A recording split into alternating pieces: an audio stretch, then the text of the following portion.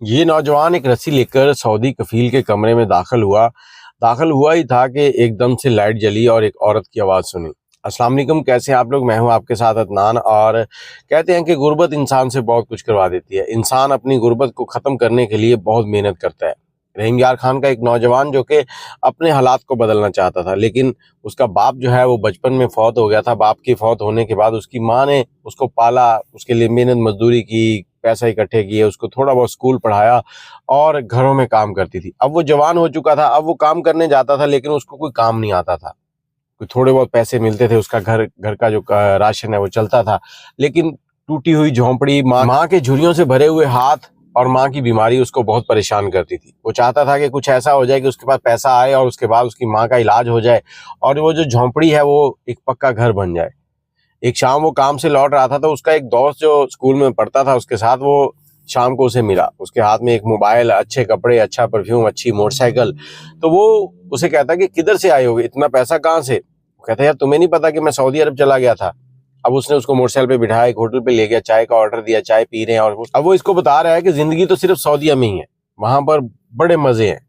اب یہ نوجوان جو ہے اس کی باتیں سننے کے بعد بڑا متاثر ہوا۔ اس نے کہا یار کیا میں سعودیہ جا سکتا ہوں؟ اس نے کہا ہاں تم سعودیہ جا سکتے ہو، تمہیں بھی وہاں پہ اچھا روزگار مل جائے گا۔ تو اس نے کہا یار مجھے تو کوئی ہنر ہی نہیں آتا، پڑھا لکھا میں نہیں ہوں زیادہ۔ تو اس نے کہا کوئی مسئلہ نہیں ہے، میں تمہارا مسئلہ حل کر دوں گا۔ میرا ایک وہاں پر دوست ہے، اس کے کفیل کو گھر پر کام کے لیے ایک نوجوان چاہیے، تو اگر تم اس کے ساتھ رابطہ کر لو اور اس سے وہ تمہیں بلوا لے تو تمہارے وارے نیارے ہو جائیں گے۔ اس نے کہا ٹھیک ہے۔ یہ گھر گیا، اپنی ماں سے بات کرنے لگا، ماں سے بات کی کہ اس طرح سے میں باہر جاؤں گا۔ ماں مان نہیں رہی، ماں اس کو بار بار کہہ رہی نہیں بیٹا یہی ٹھیک ہے، تو میری آنکھوں کے سامنے اچھا ہے۔ اس نے کہا نہیں ماں، میں وہاں جاؤں گا تو ہمیں اچھے پیسے ملیں گے، ہمارے گھر کے حالات ٹھیک ہو جائیں گے، تمہاری بیماری ٹھیک ہو سکتی ہے اور ہمارا گھر پکا ہو جائے گا، ہمارے پاس سہولتیں ہوں گی۔ جب اس نے بہت زیادہ اصرار کیا تو ماں اس کے چہرے کی طرف بار بار دیکھنے لگی، ایسے دیکھ رہی تھی کہ جیسے وہ اس کے چہرے کو اپنی آنکھوں میں سمانا چاہتی ہے کہ ہر وقت وہ اس کے سامنے رہے۔ ماں نے اجازت دے دی۔ ماں نے کیا کیا کہ اس کے پاس اس کے شوہر کی نشانی ایک کنگن تھا، وہ بیچا، کچھ پیسے جمع کیے، کچھ ادھار پکڑا کسی سے، اور اس کے بعد بیٹے کو باہر جانے کے لیے اجازت دی۔ اس نے پاسپورٹ بنوایا، اس دوست سے بات کی، ویزے کا بندوبست ہو گیا، ویزا لگ گیا، اور اس کے بعد جب ایئرپورٹ پہ جا رہا تو ماں نے وہاں آ کر اس کو الوداع کیا، اور الوداع کرتے ہوئے ایک نصیحت کی، بیٹا کبھی کسی کے مال کے اوپر نظر نہیں رکھنی اور کبھی کسی کے ساتھ دھوکہ نہیں کرنا، اور نماز پڑھنی ہے۔ انشاءاللہ اللہ تعالیٰ تمہارا محافظ ہے اور وہ تمہیں ہر جگہ سرخرو کرے گا۔ بیٹا جو ہے وہ جہاز میں سوار ہوا، سعودیہ پہنچا۔ جیسے اس نے سعودیہ کی زمین پر قدم رکھے، اب تک جو کچھ اس نے سیکھا تھا، سنا تھا، محسوس کیا تھا، یہ اس کے بالکل برعکس تھا۔ سعودیہ کی زمین ایسے تھی جیسے تپتا ہوا تندور ہے، سورج آسمان کے اوپر اپنی آگ جو ہے وہ برسا رہا تھا۔ اب یہ نوجوان اپنے کفیل سے ملا، اور کفیل سے پہلی ملاقات میں اس کو اندازہ ہو گیا کہ کفیل بہت سخت ہے۔ کفیل اس کو لے کے گیا گھر اور اس کو کھانا شانا کھلایا، اور اس کے بعد اس نے کہا کہ دیکھو کام کرو گے تو پیسے ملیں گے، کام میں کوئی کوتاہی نہیں چاہیے۔ اس نوجوان نے اس کفیل کے ساتھ کہا ٹھیک ہے، ہاں میں سر ہلایا، کام شروع کر دیا۔ اس نے گھر کے کام کاج کرنے، پہلا مہینہ گزر گیا، اس کے بعد اسے امید تھی کہ تنخواہ ملے گی، یہ خاموش تھا۔ دوسرا مہینہ گزر گیا، اب اس کو جو پیسے ملتے تھے وہ صرف اتنے ملتے تھے کہ اس کا جیب خرچ چلتا تھا، اور کچھ پیسے اتنے کہ اس کی ماں کی مہینے کی روٹی روزی چل سکے وہ کفیل دیتا تھا اس کو، اس سے زیادہ اس کو پیسے نہیں دیتا تھا۔ یہ جب بھی کفیل سے بات کرتا، کفیل نے اس کا پاسپورٹ لیا ہوا تھا، کفیل اس کو ڈرا دیتا کہ میں پولیس کو بلا لوں گا اور تمہیں جیل بھجوا دوں گا، پھر وہیں تم سڑو گے ساری زندگی۔ یہ خاموشی سے کام کر رہا تھا۔ آہستہ آہستہ 3 سال کا عرصہ گزر گیا، 3 سال گزر گئے، اور کہتے ہیں کہ لالچ جو ہے نا وہ انسان کے دل میں آہستہ آہستہ گھر کر ہی جاتا ہے۔ اسی طرح اس نوجوان کے ساتھ ہوا تھا۔ اس کا کفیل جو ہے اس کے پاس دولت کی کوئی کمی نہیں تھی، اس کے گھر میں جو الماری تھی، تجوری تھی، اس میں ہزاروں لاکھوں ریال ہر وقت پڑے رہتے تھے۔ ایک شام کا وقت تھا، رات کے 12 بجے ہوئے تھے، اس کے دماغ میں ایک پلان آیا۔ اس نے کیا کیا کہ اٹھا، ایک رسی اٹھائی اور کفیل کے کمرے کی طرف چل پڑا۔ کفیل کے کمرے کی طرف گیا، اس نے دروازہ کھولا، اندر جا کے کفیل کو رسیوں سے باندھا، اس کے منہ میں کپڑے ڈال دیا اور اس کو باندھ کر کھڑا ہے۔ یہ ابھی سوچ ہی رہا تھا کہ اس سے چابی لے کے تجوری کھولوں، کمرے کی لائٹ آن ہو جاتی ہے۔ جیسے لائٹ آن ہوتی ہے تو کفیل کی بیوی سامنے، اور وہ کہتی ہے کہ تم یہ کیا کر رہے ہو؟ اس نے کہا کہ تمہارے شوہر نے میرے ساتھ یہ کچھ کیا ہے، مجھے اس نے 3 سال سے یہاں رکھا ہوا ہے، مجھے پیسے نہیں دیتا، میری ماں گھر بیمار ہے، میں اور کیا کروں اس کے ساتھ، مجھے تو اس نے خوار کر کے رکھ دیا ہے۔ کفیل کی بیوی کہتی کہ دیکھو تم ایک اچھے انسان ہو، اور یہ جو رستہ تم اپنا رہے ہو یہ غلط ہے، اس سے تم گناہ گار ہو جاؤ گے۔ اس کی بات اس نے سنی تو اس نے فوری طور پر کفیل کو کھول دیا۔ کفیل جو تھا وہ اتنا سخت تھا کہ اس کو رحم نہیں آیا، اس کو اپنی غلطی کا احساس نہیں ہوا۔ اس نے فوری طور پر پولیس بلوائی اور اس کو جیل بھجوا دیا۔ اب جیل اس کے لیے اور بڑا امتحان تھا، وہاں پر سرد کمرے، کپڑا نہیں اوپر لینے کو، ٹھنڈ، اس طرح کے معاملات تھے۔ اس کو جیل میں کچھ وقت کی سزا بھی سنا دی گئی، تو تقریباً 1 سال اس نے جیل میں گزار لیا۔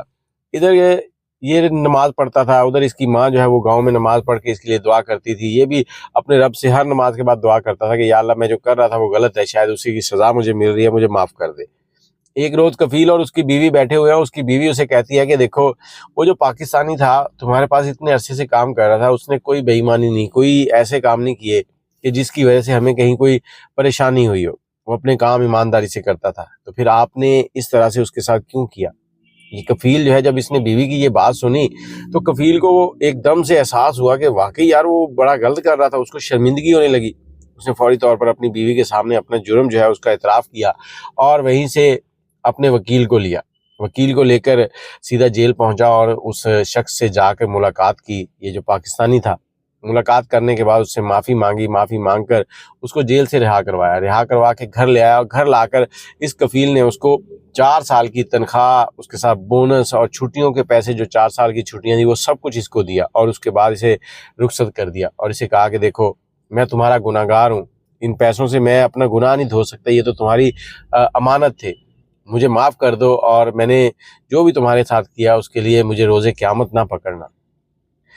اس نوجوان نے اس کو معاف کیا۔ اس کے بعد کفیل نے اس کی ٹکٹ کروائی اور ٹکٹ کرواتے وقت کہا کہ اگر مناسب سمجھو تو واپس ضرور آنا اور میرے پاس کام کرنا، میں تمہیں اپنے بچوں کی طرح گھر پہ رکھوں گا۔ یہ پاکستان پہنچ گیا، اور پاکستان پہنچ کر اس نے اپنی ماں سے ملاقات کی۔ اس کے بعد کٹھے پیسے تھے، گھر پہ کام کروایا، گھر بنوایا، ماں کا علاج کروانے لگا، اور ماں کے پاس بیٹھا ہوا دونوں ماں بیٹا ایک دوسرے کو دیکھ کے رو رہے ہیں۔ روتے ہوئے اپنی ماں کو کہتا ہے کہ ماں دیکھ، تیری دعاؤں کی بدولت میں اس مشکل سے نکل آیا ہوں، اللہ تعالیٰ نے میرے اوپر رحم کیا اور تیری دعائیں رنگ لائیں اور میں پاکستان تمہارے پاس پہنچ گیا ہوں۔ اس کفیل کو رحم آ گیا۔ اس کی ماں بھی کہتی کہ بیٹا اللہ تعالیٰ انصاف کرتا ہے، اور اس کے انصاف کے آگے کسی کا کوئی ظلم نہیں چلتا۔ جب اللہ تعالیٰ انصاف کرتا ہے تو پھر ہر شخص کو پتہ چل جاتا ہے کہ انصاف ہے کیا۔ باقی کسی کا دل نہیں دکھانا، اور آنے والی زندگی میں بھی تم نے کبھی بے ایمانی نہیں کرنی، کبھی کوئی غلط نہیں سوچنا، اور نماز پڑھنی ہے۔ یہ ساری باتیں ہوئیں، اور اس کے بعد وہ نوجوان جو ہے یہیں پر کچھ کاروبار کرنے لگا، اور اس کفیل کا اس سے رابطہ رہتا تھا۔ وہ کفیل بعد میں 1-2 بار اس کو ملنے بھی آیا پاکستان، اپنی فیملی کے ساتھ اس کے گھر۔ تو یہ معاملات اس طرح چلتے رہے، اور اس وقت پاکستان کے بہت سے نوجوان سعودیہ میں ایسی جگہوں پر پھنسے ہوئے ہیں کہ جن کے اسی طرح سے تنخواہیں رکی ہوئی ہیں۔ میرے بہت سے دوست کہتے ہیں کہ یہ کہانیاں جھوٹی ہیں، یہ کہانیاں وہی سمجھ سکتے ہیں جن کے ساتھ بیتی ہوئی ہوں۔ باقی اگر آپ کے پاس کوئی اس طرح کی کہانی ہے تو ہم سے ضرور شیئر کیجیے گا۔ نمبر ہے 0300252029۔ دعاؤں میں یاد رکھیے گا۔ اللہ حافظ۔